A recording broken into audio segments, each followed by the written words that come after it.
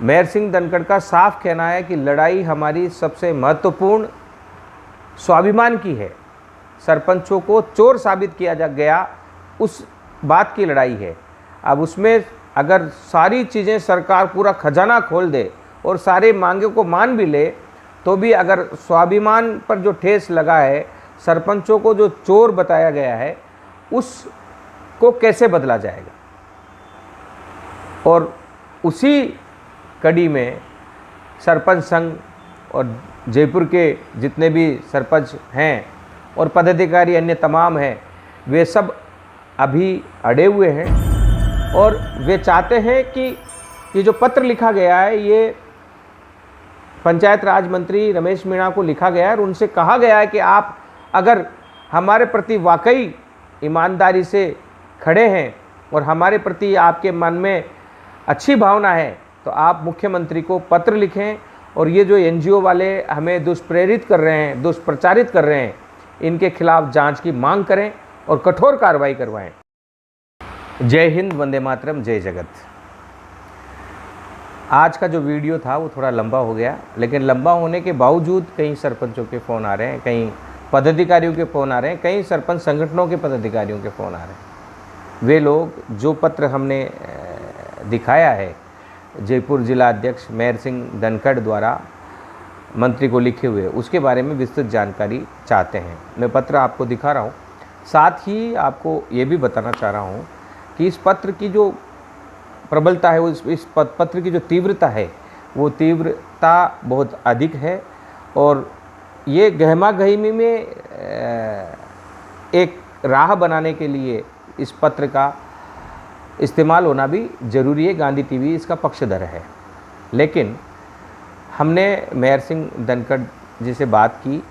जो जयपुर ज़िले के अध्यक्ष हैं, और जयपुर ज़िला अपने आप में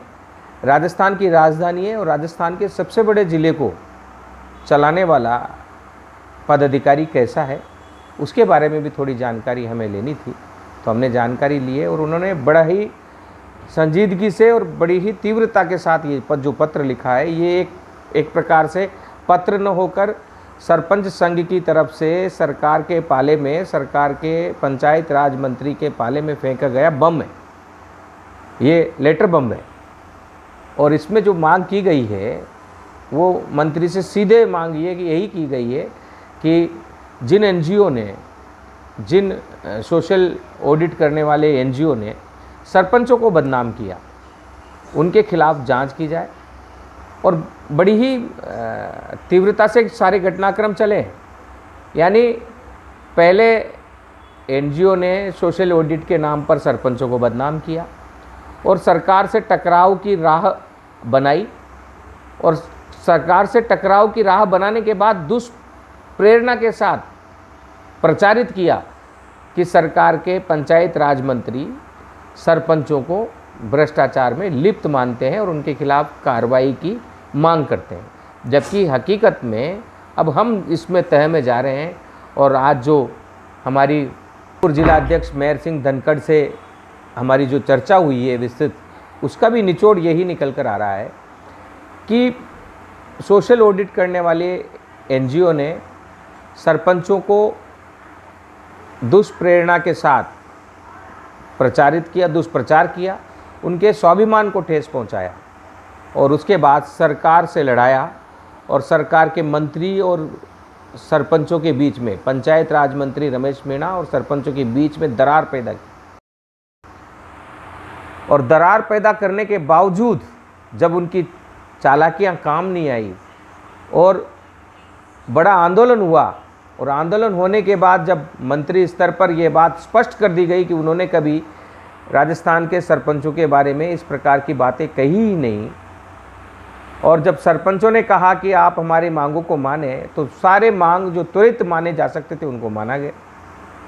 और बाकी मांगों के लिए भी हमारी मेहर सिंह धनखड़ जी से और इनके जो प्रदेश अध्यक्ष हैं बंशीधर जी से और इनके जो प्रवक्ता हैं रफ़ीक पठान से और अन्य तमाम पदाधिकारियों से विस्तृत चर्चा हुई है और इन्होंने यही बताया है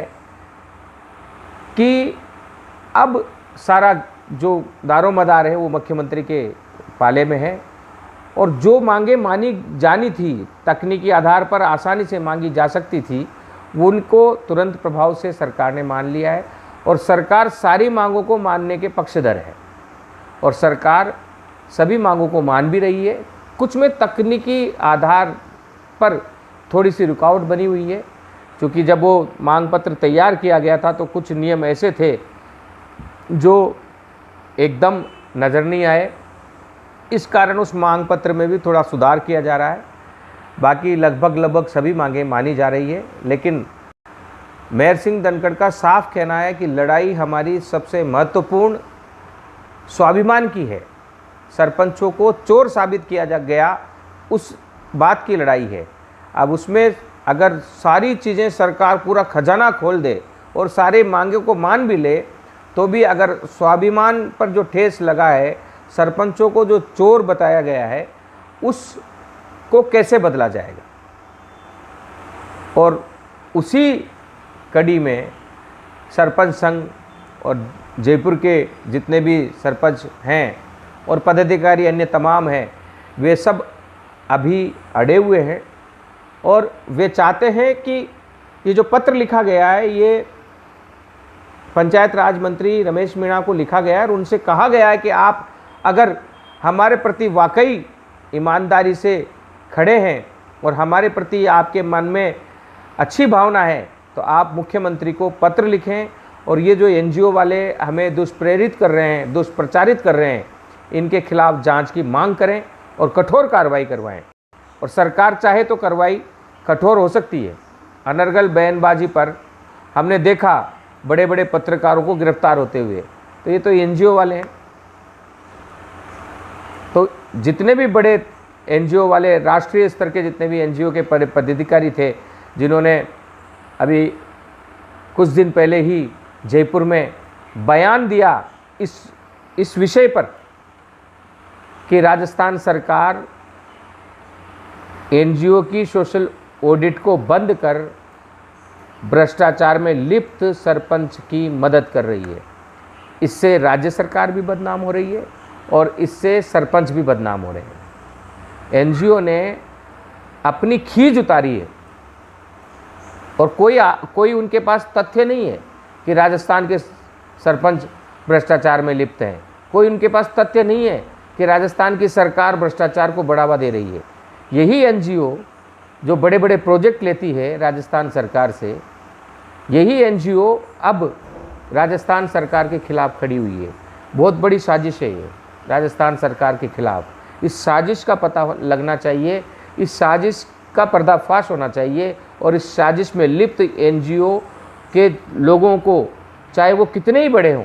उन्हें कठोर से कठोर सज़ा मिले, यही भावना है। 17 तारीख को